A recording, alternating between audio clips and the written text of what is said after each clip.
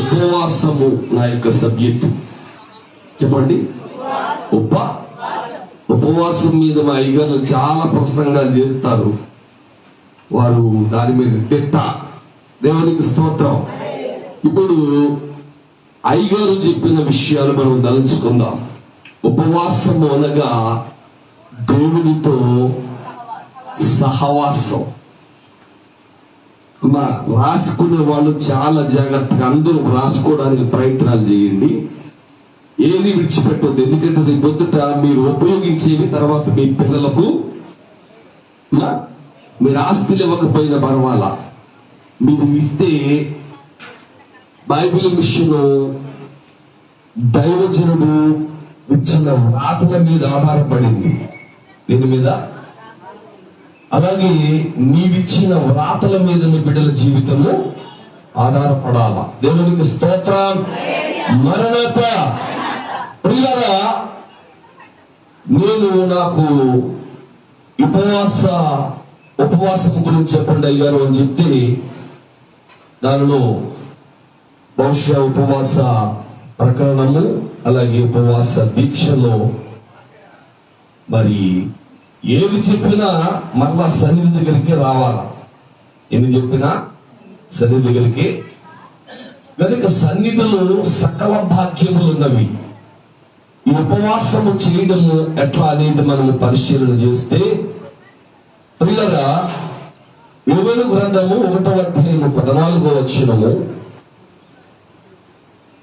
2వ అధ్యాయము 12వ వచనములో ఉపవాస దినమును ప్రతిష్ఠించుడి, వ్రత దినములను ఏర్పరచుకునుడి. దేవునికి స్తోత్రం. ఇప్పుడు ఈ ఉపవాసములు దేనికి, ఉపవాసము ఎందుకు చేస్తున్నాము, ఉపవాస ప్రార్థన చేయడంలో ఉన్న గొప్ప భాగ్యం ఏమిటి?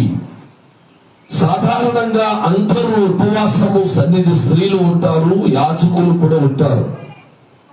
యాజకులు ఒక విధానముతో ఉంటారు, సన్నిధి స్త్రీలు మరొక విధానముతో.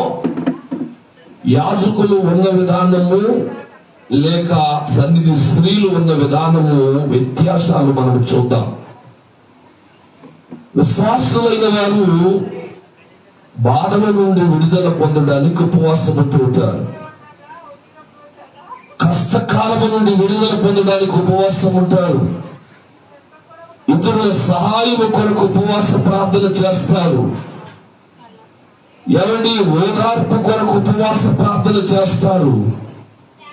ఇంటిలో వంటిలో నెమ్మది కొరకు ఉపవాస ప్రార్థన చేస్తారు.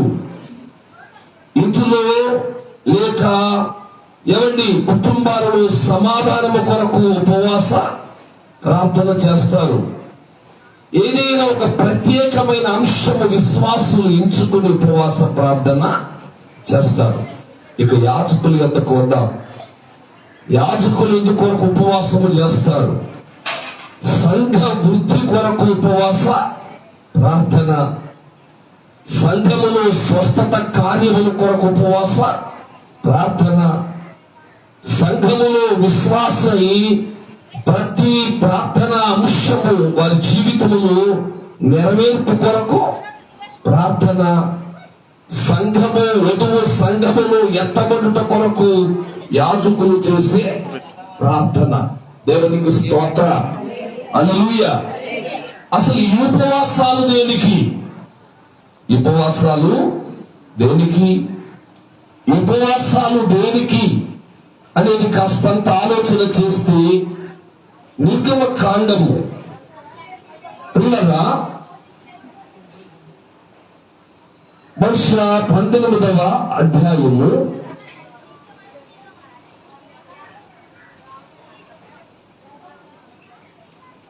14వ వచనం. అప్పుడు మోషే పర్వతం మీద నుండి ప్రజల యొద్దకు దిగి వచ్చి ప్రజలందరూ పరిశుద్ధపరచగా వారు తమ బట్టలను, దేవునికి స్తోత్రం, హల్లెలూయా, హల్లెలూయా. ప్రజలందరూ పరిశుద్ధపరచగా వారు ఏం చేయడం మొదలు పెట్టారు చెప్పండి అమ్మా? బట్టలు ఉతుకుని తాము శుద్ధులవడం కొరకు సిద్ధపాటు అవుతున్నారు. దేవునికి స్తోత్రం. దేవుని యొక్క ఉద్దేశం ఏమిటంటే అందరూ ప్రవక్తలు కావాలన్నదే దేవుని యొక్క ఆలోచన. దైవజనుడు ఫాదర్ దేవదాస్ అయ్య గారి యొక్క అంతరంగ ఆలోచన కూడా అదే. బైబిల్ విషయం వారందరూ సన్నిధి పరులు కావాలి. ఏం కావాలా? సన్నిధి పరులు కావాలి. ఈ సన్నిధి శిబిరము దేనికయ్యంటే నీవు హెచ్చించుకోవడానికి కాదు, కానీ నీవు స్థిరపడి అనేకులను స్థిరపరచడానికి. నీవు నేర్చుకున్న అనుభవము అనేకులకు నేర్పించడానికి. దేవునికి స్తోత్రం, హల్లెలూయా. 3 భాగాలు తలంచుకుందాం. పరిశుద్ధ దేవాలయము, పరిశుద్ధ స్థలము, అతి పరిశుద్ధ స్థలము, ఆవరణము. ప్రియులారా, రెండవది మనము చూస్తే సంఘములో యాజకుడు, సంఘ పెద్ద, సన్నిధి స్త్రీలు, విశ్వాసులు. దేవునికి స్తోత్రం. ప్రియులారా, మనం కాస్తంత లోతుగా వెళితే మోషే, అహరోను, మిరియాము. మోషే, అహరోను. మోషే పనేమిటి? దేవుని ఎదుట వర్తమానం అందుకోవడము. ఏమిటి? అహరోను పనేమిటి? యాజకత్వము. మిరియాము పనేమిటి? అమ్మా, ఈమె గానము చేస్తూ ప్రజలకు ప్రోత్సాహం ఇచ్చి నడిపించే పని. దేవునికి స్తోత్రం, హల్లెలూయా, హల్లెలూయా. యాజకుడు పని యాజకుడు చేయాలి. సన్నిధి స్త్రీలు చేసే పని సన్నిధి స్త్రీలు చేయాలి. వీరిరువురు యొక్క ఏమండి ఆ యొక్క నడుపుదలను సంఘము నడిపించబడాలి. ఈనాడు బైబిల్ విషయంలో ఏమి కొదువైంది అంటే సన్నిధి చాలా కొదువైంది. సన్నిధి చేస్తే సమస్తమైన మేలును కలుగునంతగా పాడామా ఏమా? బైబిల్ మిషన్లో నెంబర్లు అవుతారు, మంచిది. అదే పాటలో ఇంకొక చరణం ఏముందో తెలుసా? పెండ్లి కుమార్తెను వేణుమని సవాలు చేస్తారు. ఆ సన్నిధి కాస్త ఇప్పుడు చేస్తున్నామా, చేయడం లేదా? మన సన్నిధి పెళ్లి కుమార్తె లాగా ఉందా, సతికిలు పడి ఉందా? చెప్పాలా? కరెక్ట్గా ఒప్పుకున్నారు బంగారు తల్లు. దేవుడు మిమ్మల్ని బహుగా దీవించును గాక. మరణాత. ఈ సతికిలు పడే స్థితి వల్లే గత కాలములో, పూర్వకాలమునందున్న భక్తులు, బైబిల్ మిషన్ యొక్క అధ్యక్షులైన వారు ఎన్నో ప్రార్థనలు, వారి వెనుక ఒక యాజక సమూహములు, సంఘములు పట్టుదల కలిగి ప్రార్థనలు చేసిన వారు వెనుకనే మిషన్ ఇంత వ్యాపించింది. నేను బైబిల్ మిషన్లో 12 సంవత్సరాల వయసులో సేవలోకి వచ్చాను. ఆ 12 సంవత్సరాల వయసులో మంచి ప్రార్థన అనుభవము ఓ తల్లి గారి దగ్గర నేర్చుకున్నా. ఆమె ఎవరో తెలుసా? పి గ్రీషమ్మ గారు. మంచి ప్రార్థనా పర్వాలు. ఏ విషయంలోనైనా ఆమె సహించదమో కానీ ప్రార్థన విషయంలో, సన్నిధి విషయంలో ఏమాత్రమో సహించేది కాదు, రాజీ పడేది. దేవునికి స్తోత్ర. ప్రార్థన అనగా దేవునితో మాట్లాడము. ఉపవాసం అనగా దేవునితో సహవాసం ఈ అనుభవించిన వారికి తప్ప అనుభవించలేని మనకి తెలీదు. బహుశా సన్నిధి పనులలో కూడా పోట్లాట్లు, నేను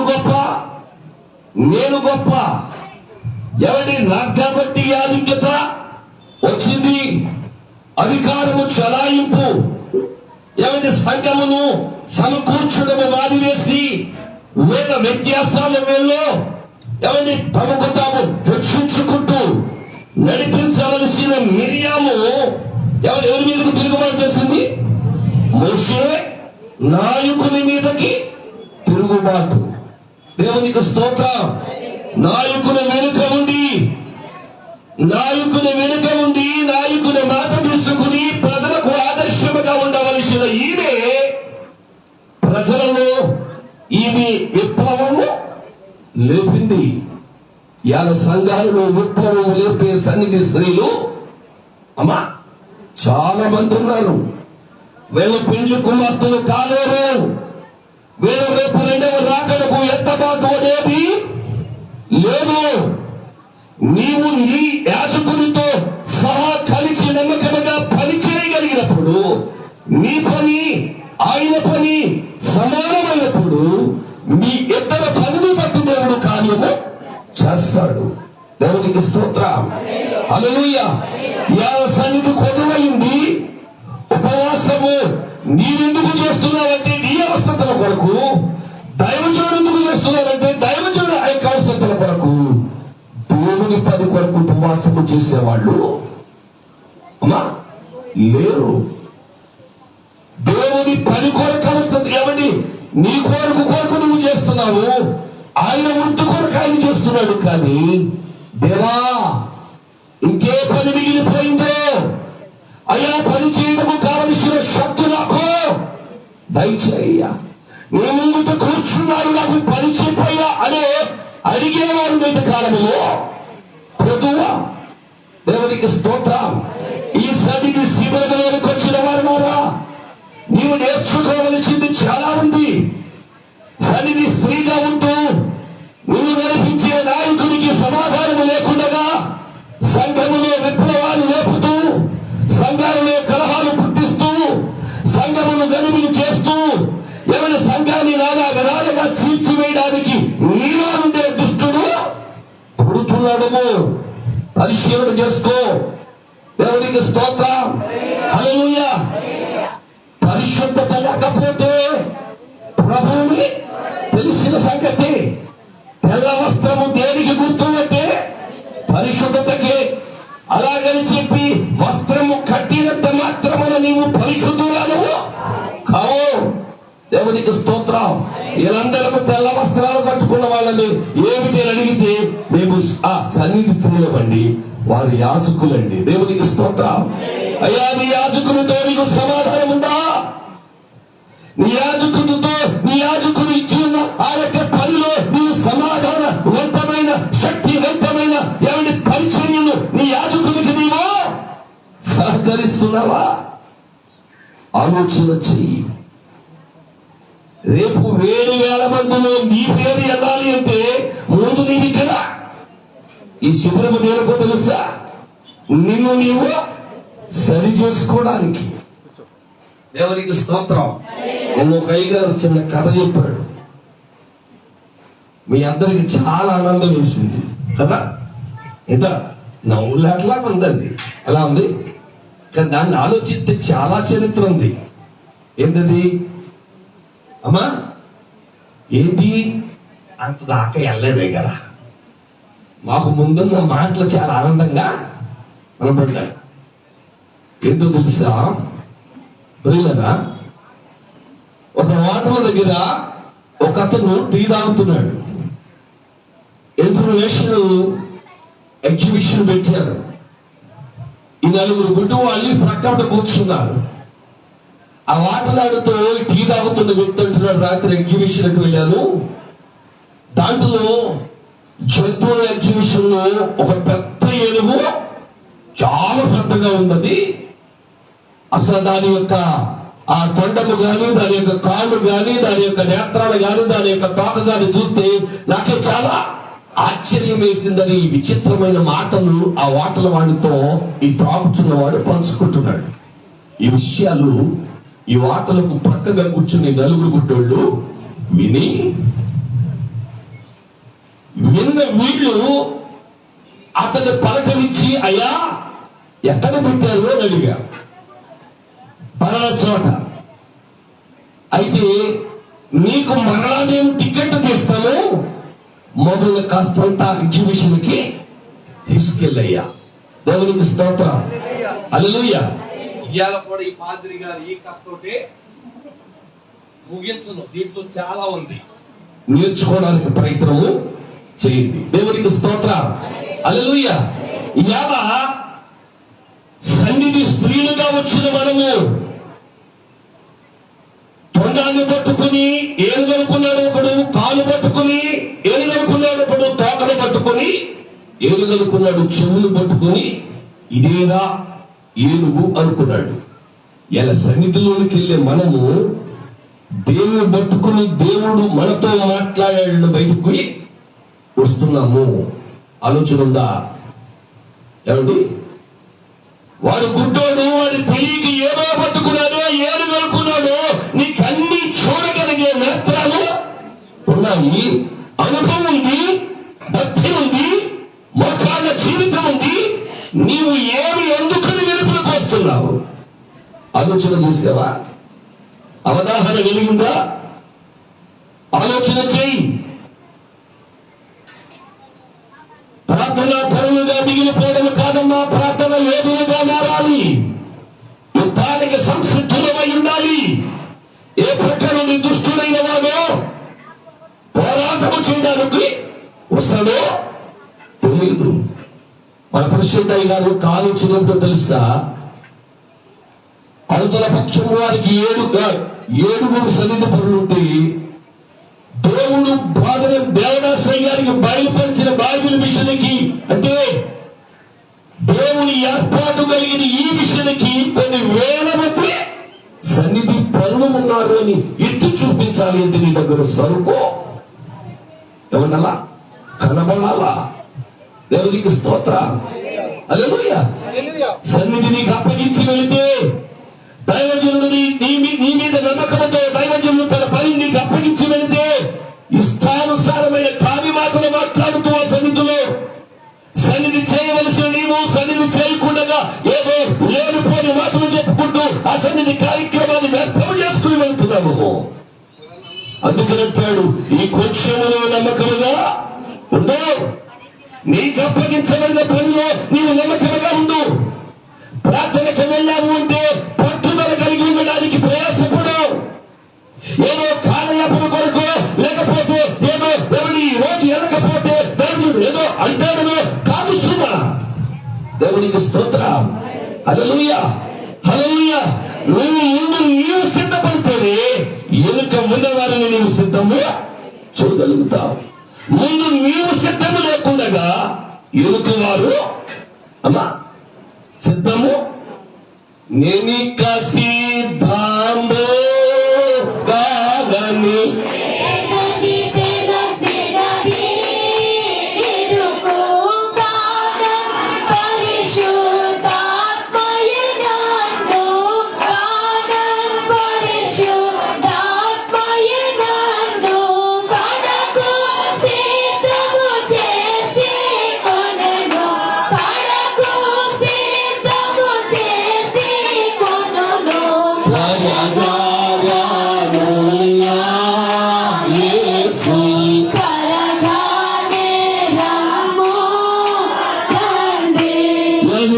ఈ స్థలంలోనికి సమకూర్చింది ఎందుకో తెలుసా?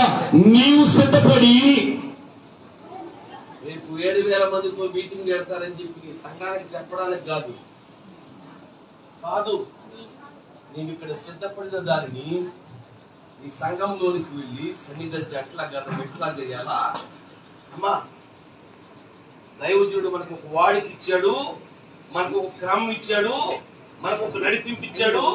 మనం ఈ రీతిగా ప్రభు ఎదుట మోకరించాలి, మనం ఈ రీతిగా ప్రార్థన చేయాలి, మనం ఈ రీతిగా దేవుని దగ్గర కనిపెట్టాలి, మనం ఈ రీతిగా దేవుని ఎదుట క్షమాపణ కోరుకోవాలి, ఒప్పుదల చేసుకోవాలి. ఇట్లాంటి కార్యక్రమము చేయడమే సన్నిధి అని నీ అనుభవాన్ని నిన్ను ఎరిగించేది ఇక్కడ. దేవునికి స్తోత్రం.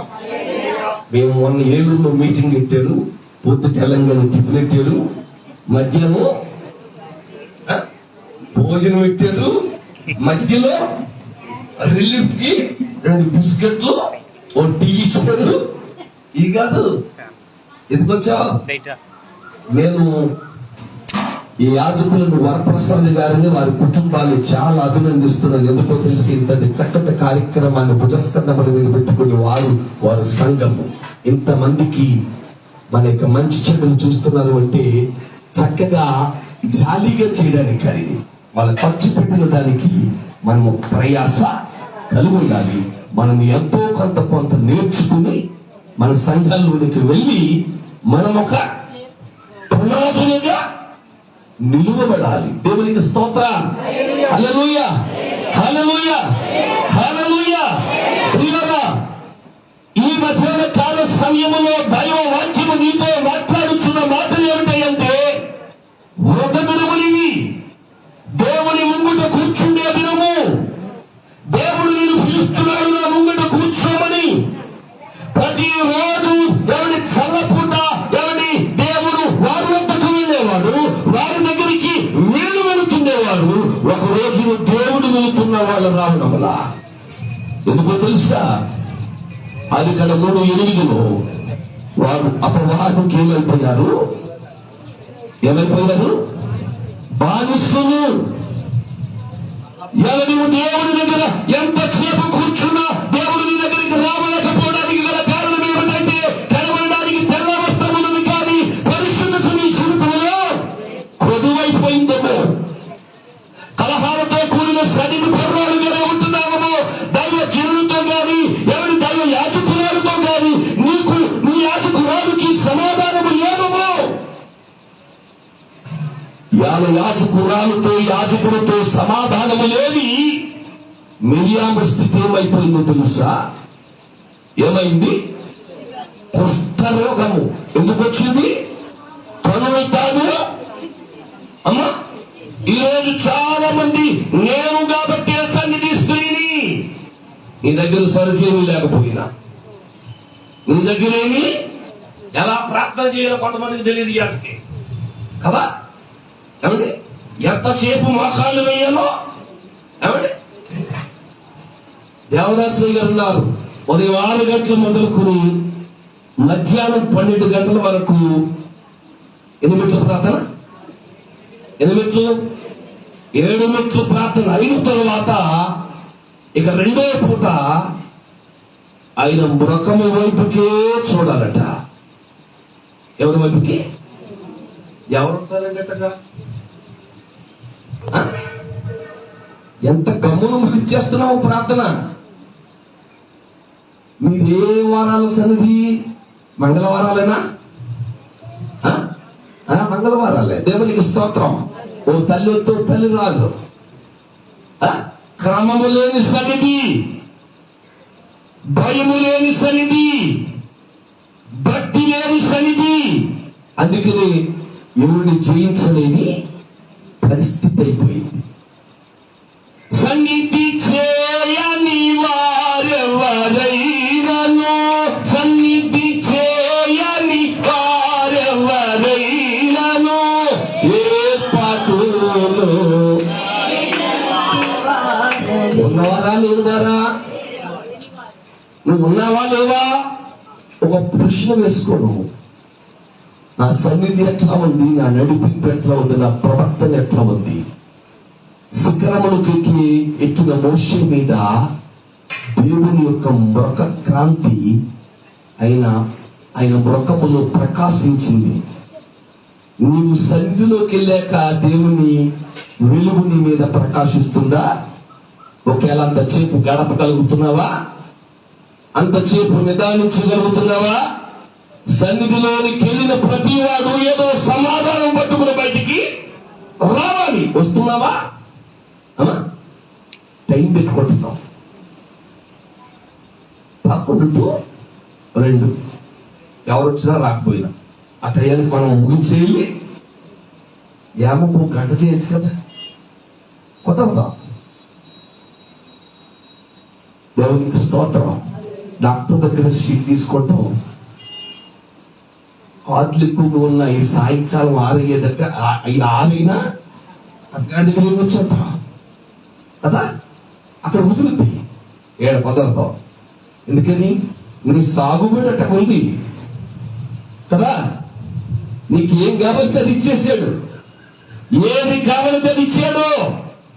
ఏది అడిగితే అది ఆయన హస్తము కొంచెం కాకుండా నీ పట్ల కార్యాలు చేస్తూ వచ్చాడు. ఇలా ఆయన దగ్గరకు వచ్చి పని చేయడానికి ఏమండి నీవెంత దౌర్భాగ్యత స్థితిలోనికి దిగజారిపోతున్నావో ఆలోచన చెయ్యి. దేవునికి స్తోత్ర. హల్లెలూయా, హల్లెలూయా. కనుక ప్రియులారా, దేవుడు పిలుస్తున్నాడు. ఆదికాండం 3:8 ఆ చల్లపుట్ట ఆదాము అతని భార్యను అమ్మా తోటలో సంచరించుచున్నప్పుడు దేవుడైన యెహోవా స్వరము విని దేవుడైన యెహోవా ఎదుటకు వారు రాకుండగా వారు తోట్ల చెట్ల చాటున దాగుకునిది. దేవుని దగ్గరికి రావడానికి ఎవరు ఇష్టపడుతున్నారు? వస్తున్నారు, కానీ నిదానించి కూర్చోడానికి ఎవరు ఇష్టపడుతున్నారు? వారు ఆ రోజు ఎందుకు రాలేకపోయారు అంటే వారిలో లోపం అనే పాపము ఉంది, రానియలా. నీలో కూడా ఈ రోజున అదే ఉంది, నిదానించలేకపోతున్నావు. నీలో కూడా ఏదో పొరపాటు ఉంది. ఆ యొక్క స్వార్థ పాఠములు అంటాడు, నీవు దేవుని యొక్క ఏదైనా అర్పణ అర్పించడానికి వచ్చిన అర్పణకు ముందు నీ పొరుగు వారితో నీకేమైనా విరోధం ఉంటే ముందు వెళ్ళి అతగాడితో సమాధానము పడి వచ్చి ఈ అర్పణ అర్పించు అన్నాడు కదా. నువ్వు ముందు సన్నిధిలో దేవునితో మాట్లాడాలి అంటే ముందు నీ యాజకులతో సమాధానపడు. నీ సేవకురాలతో సమాధానముగా ఉండు. కొంతమంది బలహీనతలు ఉంటే దేవుడి సన్నిధి కూడికి పెడతాం కదా. వాళ్ళకి ఏదో దేవుడు కార్యం చేస్తే వస్త్రాలు ఏదో పెడతాము అని ఒప్పుకుంటూ ఉంటారు. ఇలా 7 సన్నిధి దేనికి వెళ్ళారు? ఏదో ప్రార్థన చేయడానికి వెళ్ళారు. వస్త్రాలు తక్కువ చేయబడతా ఉంటారు కదా, అక్కడ పొలంలో రంగులు ఏంటంటే ఏరంటారంలో దేవునికి స్తోత్రం. రాత్రిగారితో సమానంగా మాకు కానుకి అని అడిగేవాళ్ళేరా?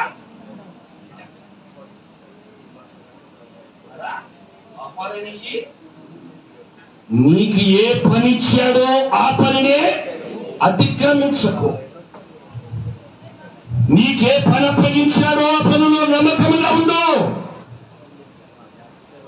వారు ప్రేమతో పెట్టినప్పుడు స్వీకరించు, పెట్టకపోయినా సంతోషించే వెళ్ళు, గాని అసమాధానమైన రీతిలో ప్రవర్తించు. అధికారాన్ని ఎల్లబోయకు, అవమానము దేవునికి తేకు, అపనిందలు దేవునికి తేకు.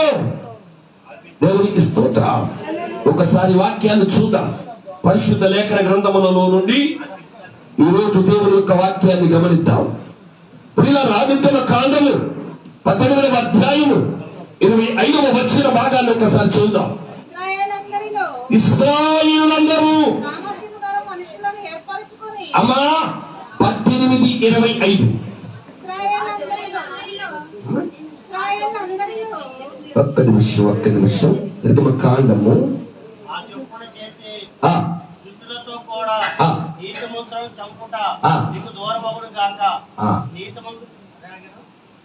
ఒక్క నిమిషం ఆగు నాన్న. నేను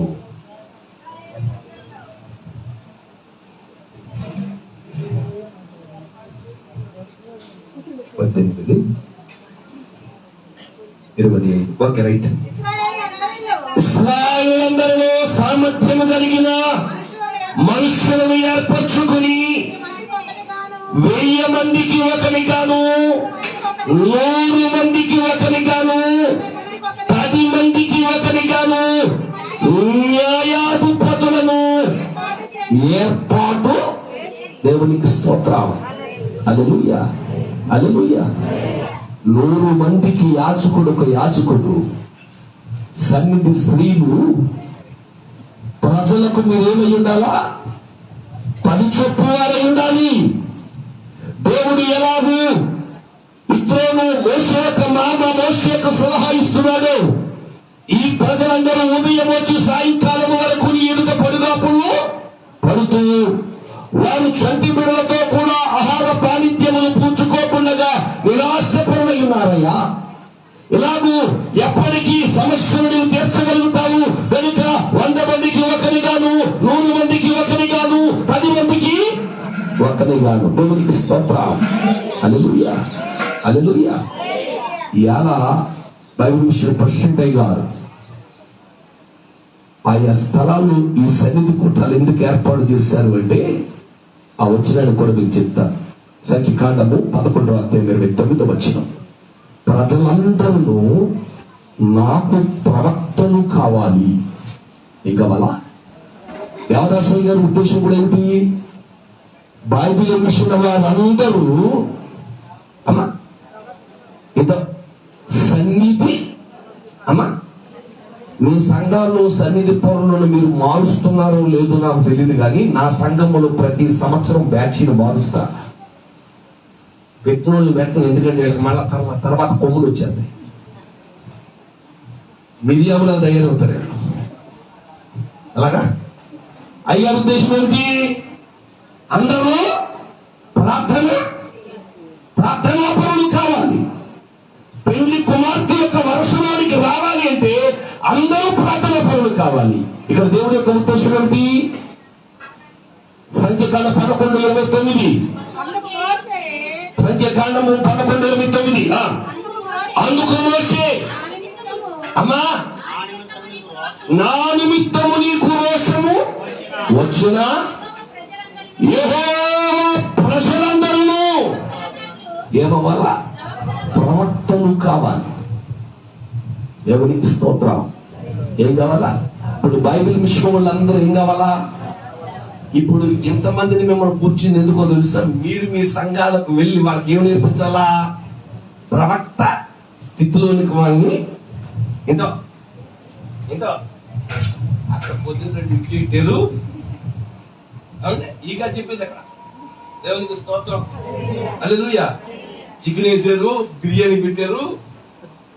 ఈ కదమ్మా ఏమి బోధ చేశారో ఆ బోధను వాళ్ళకి నీ వెళ్ళి నేర్పించాలి. చెప్పడం కాదు, నేర్పించాలి. చెప్పడం లేదు, నా బరువు తగ్గిందిరా అనుకోవడం. అది నేర్పించడం అంటే నీతో పాటు వాళ్ళను కూడా మోకరింపజేసి ఇది ఇట్లా చెయ్యాలమ్మా, ఇది నేర్పించడం. దేవునికి స్తోత్రం. హల్లెలూయా. ఏమంటున్నాడు దేవుడు? ప్రజలందరూ కూడా దేవునికి స్తోత్రం. హల్లెలూయా. 7,000 మంది రేపు సభను పెడితే ఈ 7,000 మంది సంస్థాయిక సిద్ధపాటు కలిగిన వారి ఉంటే ఆ సంఘాలన్నీ కూడా ఎలా ఉంటాయి చెప్పండి? చెప్పాలా? ఎంత వెలుగుతూ ఉంటాయో, ఎంత వెలుగుతూ ఉంటాయి. నీ ముఖము ప్రకాశిస్తుంది. నీ సంఘములో ఉన్న ప్రతి విశ్వాసి యొక్క ముఖము. దేవునికి స్తోత్రం.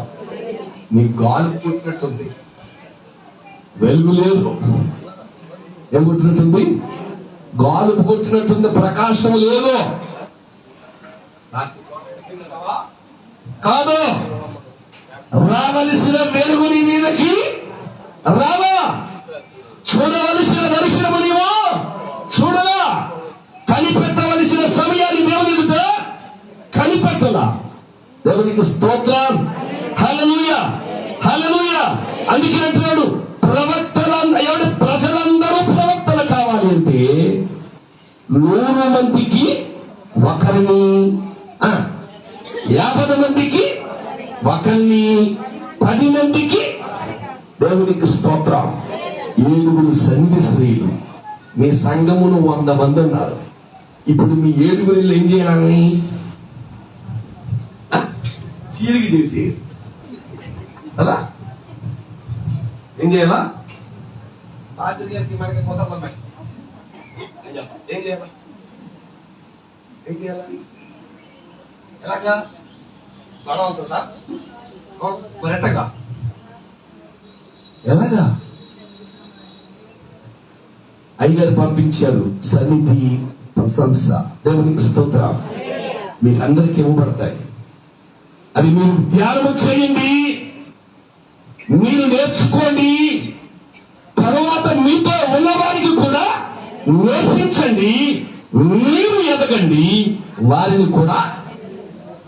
నేనే చెప్పాల్సి అక్కర్లేదు, కూర్చో. ప్రత్యేకత లేదు. నేను సన్నిధి అయితే చెప్పకూడదా? కాబట్టి జాగ్రత్త. సరి చేసుకోవడానికి ప్రయత్నం చేయతల్లి. పెత్తనాలు చేయొద్దు.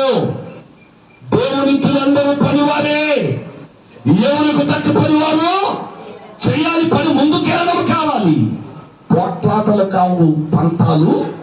ఇట్లాగా సేవ ముందుకి సాగదు. దేవునికి స్తోత్రం. హల్లెలూయా. పదములు కాదు, పదవ దాహము కాదు. మిషను ఇంత గడ్డు స్థితికి గల కారణాలు ఏమిటంటే పదవ దాహాలు. సంఘములో విశ్వాసులు కూడా నేను సన్నిధి పొర్రాలుగా ఉండాలి అని పదవ దాహాలు. నేను ఒక ప్రత్యేక స్థితిలో ఉండాలన్న కోరిక. అధికారములో నుండి కింద స్థాయిలో ఉన్న విశ్వాసులు దాకా వచ్చేసింది. ఇది తొలగిపోవాలి అంటే అందరూ కలిసి ఎక్కడికి వచ్చేవాళ్ళ అమ్మా? దేవునికి స్తోత్రం. బహుగా ప్రార్థన చేయుడి, ఇక మీ మాట బహుగా ప్రార్థన చేయుడి, బహుగా ప్రార్థన చేసి బలము సంపాదించి మహిళ పేరును గెలుపుడి, దేవునికి ఇప్పుడు మహిమ కలుగనీయుడి. నువ్వు ప్రార్థన చేయాలి, కనిపెట్టాలి. ప్రభు యొక్క ముఖ దర్శనము చూసే వరకు లేవడానికి వీలు లేదు. అందుకనే ప్రజలందరూ ప్రవక్తలు కావాలి. సంఖ్యాకాండ 12:2-6 వరకు ఒక్కసారి చదువుదాం. ప్రవక్తలు ఏమిటి? ప్రజలందరూ ప్రవక్తలు కావాలి అంటే మోషే చేత మాత్రమే వారు ఎవరి ప్రజలందరూ ప్రవక్తలు కావాలని దేవుడు కోరుకుంటుంటే మిరియాం ఏమంటుందో తెలుసా? వారు మోషే చేత మాత్రమే ఆ దేవుడు మోషే చేత మాత్రమే యెహోవా పలికిన ఆయన మా చేతను పలికింపలేదు ఆయన మా చేత కూడా పలుకుడా అని అని చెప్పుకొనగా చెప్పుకొనగా యెహోవా ఆ మాటలు వినెను. కాస్తంత సాతాను ఎదురు చాలు, కాస్తంత స్తుతులు వస్తే చాలు, కాస్తంత వాక్యానికి చోటిస్తే చాలు. పాదిరి గారు లేకపోతే అమ్మ అక్కడికి వెళ్ళి 4 పాటలు పాడుతూ ఉంటే కార్యక్రమం జరిగించమ్మా అన్నాం అనుకోండి, మొత్తం వీడి సాధీనంలో తీసేసుకోండి. అలా లేరా లేరా ఏ బాబులు లేరా? అమ్మ బంగారు తల్లిలో వీళ్ళు లేరా?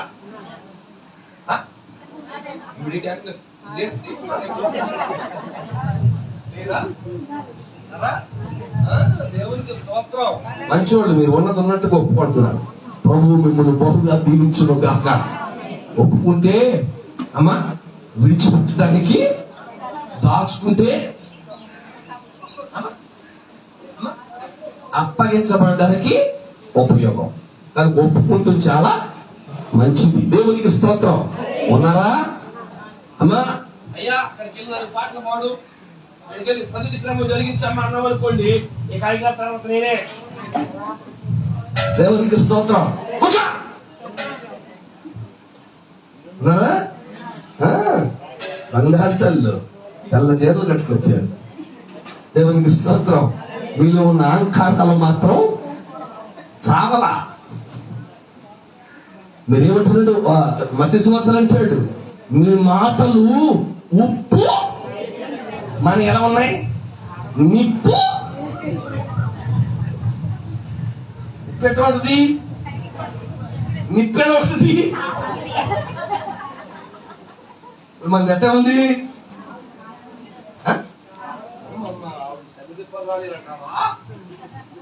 ఎవరు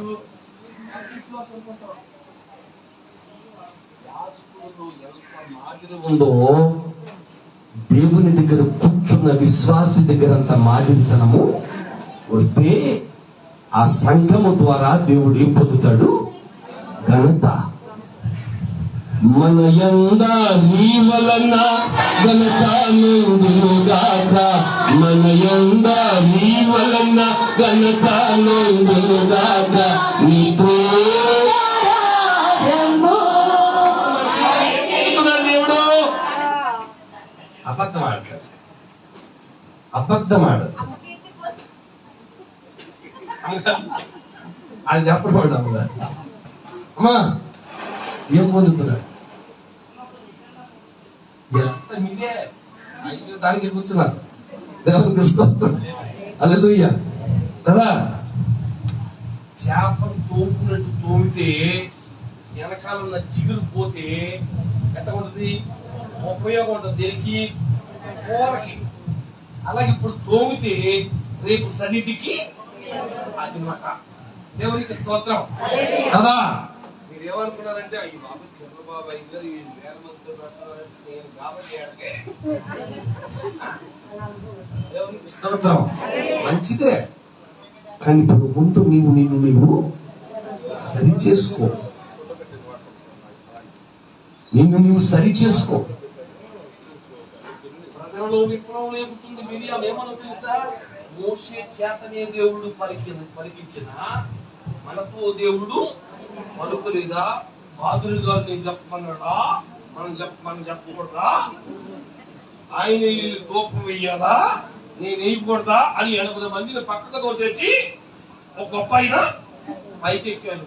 తర్వాత వెంటనే కుష్ఠరోగం వచ్చింది. ఒక్కని ఇచ్చినట్టు ఎక్కడికి దేవునికి స్తోత్రం. ఎవరు పని వాళ్ళు చేయాలి కదా. తెలుసా?